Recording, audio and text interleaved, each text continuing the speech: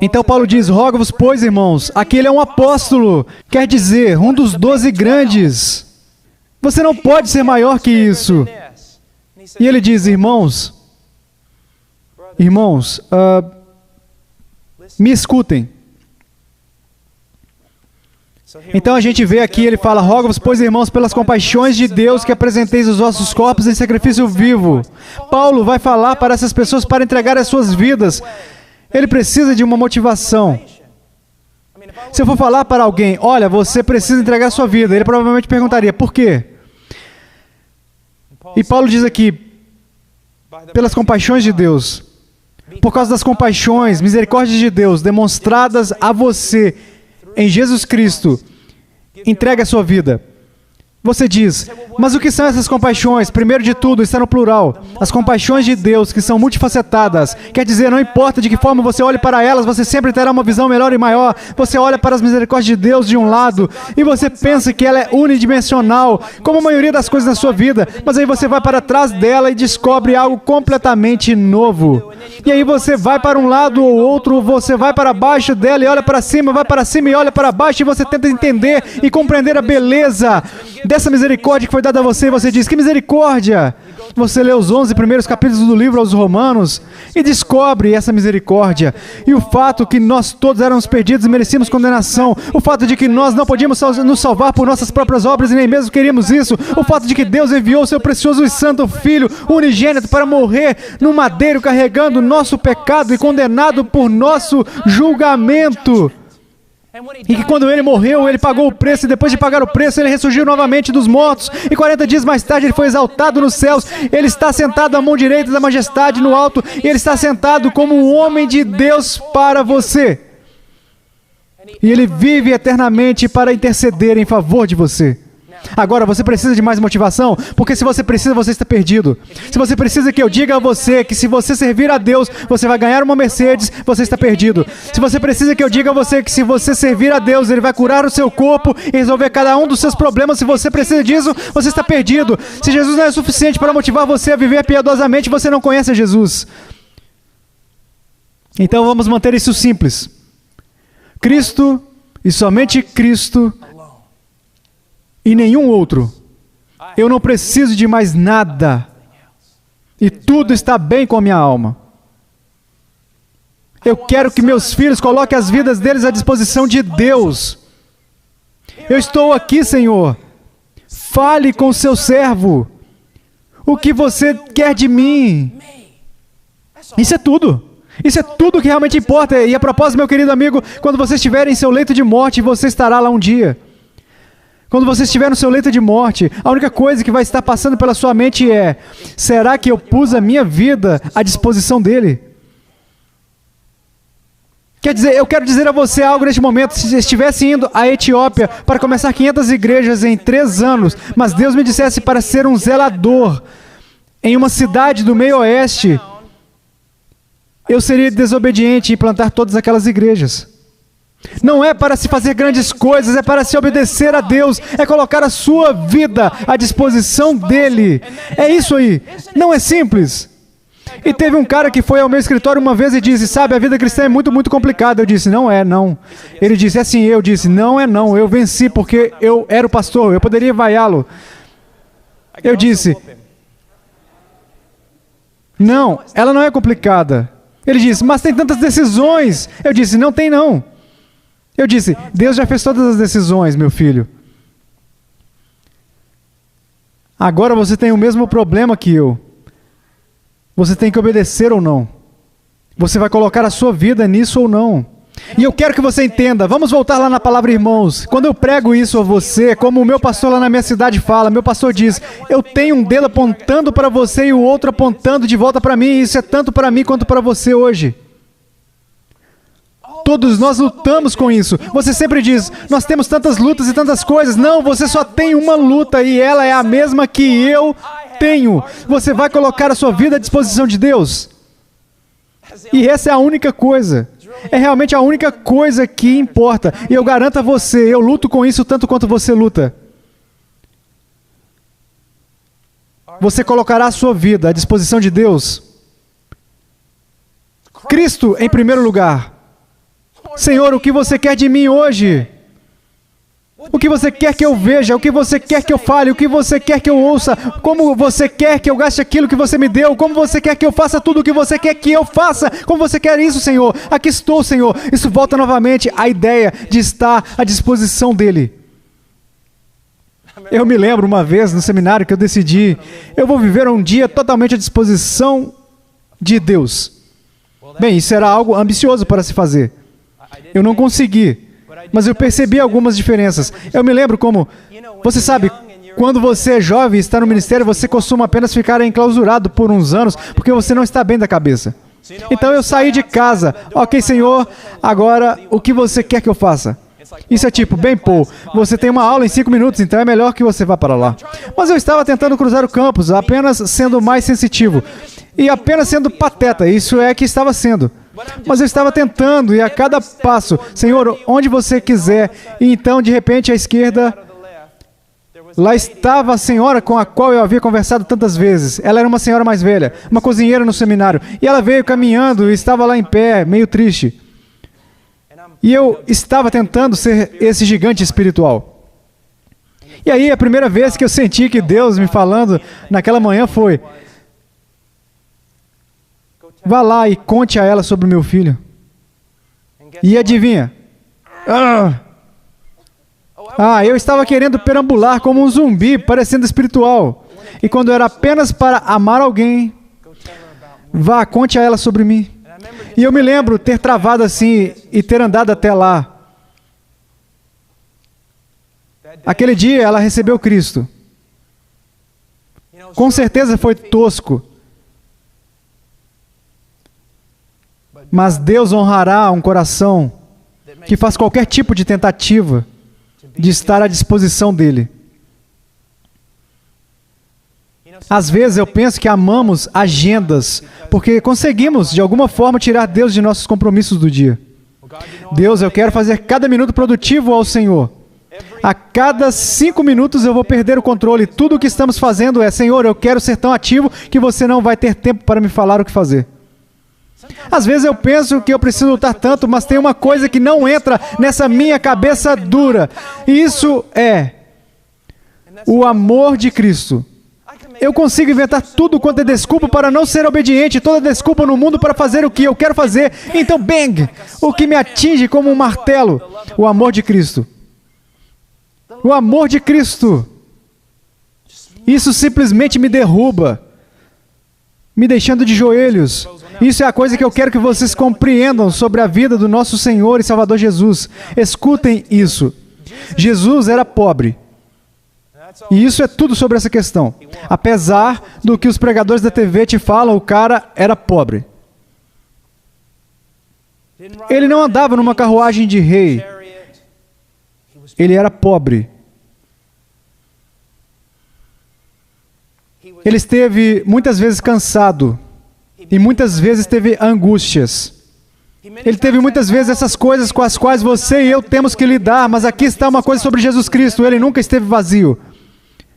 Ele nunca esteve vazio. E por que Ele nunca esteve vazio? Porque Ele tinha comida para comer que nós não conhecemos. Ele nunca esteve vazio pela mesma razão que nós normalmente estamos. Ele nunca esteve vazio porque Ele se preocupava em fazer a vontade do Pai dEle. Ele estava colocando a sua vida à disposição do Pai dEle. Você está vazio? Você já se sentiu vazio? Adivinha? Ligue o alarme. Eu faço isso. Eu estou me sentindo tão vazio, preciso de umas férias. Eu estou me sentindo tão vazio, eu preciso ficar longe do ministério um pouquinho. Eu estou me sentindo tão vazio, eu preciso ficar um pouco sozinho. Não, eu estou me sentindo tão vazio, então eu preciso me colocar à disposição de Deus. Eu não vou me sentir mais vazio. Me colocar à disposição de Deus. Agora, eu tenho que voltar aqui um pouquinho, porque tem aqui alguns de vocês que estão sempre com culpa de que não estão fazendo o suficiente para Deus. Então, quando eu digo isso, você fala: eu preciso voltar lá e fazer mais. Não volte lá e faça mais para a igreja, ou qualquer outra pessoa. Eu disse: se coloque à disposição de Deus. Existe uma grande diferença. Se aproxime de Deus. Ele pode querer que você se aproxime dele e descanse. Ele pode querer que você se aproxime dele e leia o livro de João.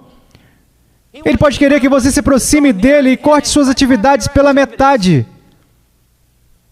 O que eu estou falando é se colocar à disposição dele e não fazer algo a mais. Uma passagem muito bonita das Escrituras, em Efésios 5:2, diz: e andai em amor, como também Cristo vos amou, e se entregou a si mesmo por nós, em oferta e sacrifício a Deus, em cheiro suave. Apenas se entregue a Deus. Bem, eu não tenho nada a dar. Como você tem coragem de dizer algo assim sobre Deus? Você diz: espera, pastor, eu não estou falando sobre Deus dessa maneira, estou falando sobre mim, que eu não tenho nada a dar. Se você diz que você não tem nada a dar, você está dizendo que Deus não deu nada a você. E eu não acredito nisso. Deus dá a cada um de seus filhos dons e graças. Nada dessa coisa de falsa modéstia. É melhor dizer: o que Ele me deu, eu devo devolver a Ele. Nunca diga: eu não tenho nada a dar. Nunca. Nunca. Falsa modéstia é uma grande destruidora de muitas coisas. Seu problema é que você não está em mim. Seu problema é que você não está habitando e colocando sua vida à minha disposição. Quando você fizer isso, Paul, eu vou dar a você mais alegria que qualquer coisa. E isso é algo que vocês todos precisam entender, nós todos precisamos entender. Não é onde estamos, é quem Ele é e nosso relacionamento com Ele. Isso é algo muito, muito importante. Eu quero que saibam, a maioria de vocês está lutando para ser feliz. Isso não é necessariamente ruim, você só está fazendo isso de maneira totalmente errada. As vezes que eu morri para mim mesmo foram bem poucas. Mas as vezes que eu morri para mim mesmo e entreguei minha vida como um sacrifício, me colocando à disposição dele, eu fui o homem mais feliz da face da terra. Apesar de isso ter me custado caro, houve uma paz tão grande e uma alegria tão maravilhosa. E todas as vezes, e foram muitas, quando eu coloquei Paul Washer na frente de outras pessoas, o que na realidade significa que eu coloquei Paul Washer na frente de Jesus Cristo, o Senhor, eu fui o ser humano mais triste da face da terra. Alguém aí consegue se identificar com o que eu estou falando? Então pare. Às vezes a gente quer pensar teologicamente sobre essas coisas todas. Teologicamente, porque eu faço isso, porque eu faço aquilo. Simplesmente pare. No Peru, eu tenho um amigo que um dia entrou em casa e falou para sua mãe: mamãe, quando eu faço assim com o meu braço, ele dói. Ela disse: pare de fazer isso com o seu braço, ele não vai doer mais. Isso é a mesma coisa. Aqueles de vocês que são verdadeiramente cristãos, vocês sabem às vezes que vocês se renderam a Cristo. Vocês sabem às vezes que vocês puseram Cristo na frente de tudo. Quando você apresentou a sua vida a Ele como um sacrifício, você sabe a alegria que isso dá. E você sabe também a tristeza de fazer o oposto. O ponto sobre isso é morrer. Eu sei que isso não é atrativo para os visitantes, e eu estou contente com isso. Morra para si mesmo. Você quer consertar o seu casamento? Morra para si mesmo e se ofereça a Deus.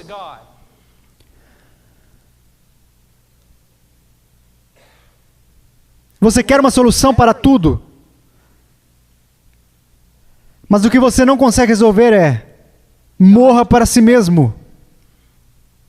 Porque aquele que quiser salvar a sua vida, perdê-la-á. Na verdade vos digo que se o grão de trigo caindo na terra não morrer, fica ele só, mas se morrer, dá muito fruto. É tudo sobre Jesus Cristo ser o primeiro, e o segundo, e o terceiro, e o quarto, e o quinto. O que eu estou dizendo é: não coloque Jesus em primeiro, Jesus é tudo.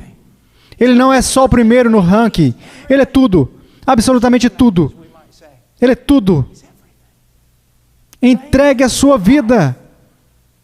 Eu estava com a Charo há muitos anos no Peru e ela sempre foi uma pessoa muito, muito sábia. E depois de dar umas 4 ou 5 aulas, algumas meninas romenas, eu estava na Romênia, algumas meninas romenas vieram até ela e disseram: nós não precisamos de ouvir nada mais que você tem para dizer. Charo disse: por quê? Elas disseram: porque você fala a mesma coisa todas as vezes. Charo disse: é simples assim. Leia a palavra de Deus. Procure submeter a sua vida a Ele. Ore por poder. Entregue a sua vida. Viva para os outros, não para você. Morra para si mesmo, para você ter vida. Para que você tenha vida. Morra para si mesmo, para que você tenha vida. É nisso que tudo se resume. Eu nunca dei nada que eu tenha me arrependido depois. Eu guardei coisas e me arrependi. Eu nunca aconteceu de me autossacrificar, que olhar para trás agora e dizer, eu queria não ter feito isso, mas eu fui egoísta tantas vezes e eu disse, eu queria não ter feito isso. É o que Jesus disse, morra e dê a sua vida para Ele. Morra. Morra. Devemos ser teologicamente corretos? Sim, devemos. Devemos fazer outras coisas? Sim, devemos. Será que se importa se nós não fizermos a primeira coisa? Não. Morrer para nós mesmos. Entregar a nossa vida. Não autopromoção, mas autorrebaixamento. Para que Cristo seja promovido. Ele deve crescer. Eu devo diminuir. E, como ele foi alegre, aquele João Batista. Hoje à noite nós falaremos sobre oferecer seu corpo, porque ele disse corpo, por muitas razões importantes. Ele não disse dê teu coração, ele disse dê teu corpo. E nós falaremos sobre isso hoje à noite. Se você está aqui esta manhã, o que eu posso falar para você? Sabe, eu vou ser honesto com você. Eu não estou esperando que você vai ouvir esta mensagem e ser de repente transformado e que tudo dará certo na sua vida. Não, eu estou esperando que essa mensagem vai ser como uma pedrinha no sapato e vai sempre lembrar você disso. Você está vazio? Então morra. Você está triste? Então morra para si mesmo e viva para Cristo. Você está se sentindo todo sujo por dentro? Então ponha-se à disposição dele. Se aproxime mais dele. Um lembrete constante de que você e eu somos chamados a habitualmente e continuamente morrer para nós mesmos, entregar nossas vidas a Deus. Alguns de vocês jovens aí vão estragar terrivelmente a vida de vocês. Vocês vão. E eu direi a vocês por quê. Porque vocês vão tomar as rédeas e vocês vão correr com isso. E quando vocês fizerem isso, bem, em alguns anos vocês estarão no meu escritório. Vocês vão pegar o volante e vocês vão dizer, eu vou dirigir meu próprio carro. E vocês vão se arrepender todos os dias de suas vidas. Eu imploro a vocês para largarem as rédeas, largarem o volante e se submeterem à soberania de Cristo. Não à soberania deste pregador, por causa deste pregador. Você sabe como é pregar? Às vezes eu não gosto da forma como é feita. E digo por quê? Porque parece que eu tenho uma mensagem e eu sou como o copiloto de Deus e eu estou dando a mensagem para você. Quando na verdade é isso, a mensagem, se for de Deus, é como se eu tivesse que falar a mensagem, correr até aí embaixo, sentar-me e escutar como vocês aí. Não é pela autoridade de algum pastor. Você leu a Bíblia por você mesmo, você concorda com as coisas que eu acabo de dizer sobre Romanos 12, verso 1. Não é sobre se submeter a um pastor, a uma igreja ou alguma outra coisa, mas se submeter a Jesus Cristo e colocar sua vida à disposição dele e se tornar tudo o que ele deseja que você seja. Mas você tem que morrer. Tem que morrer. Se você não é cristão e está aqui hoje, você está dizendo, o que é toda essa loucura?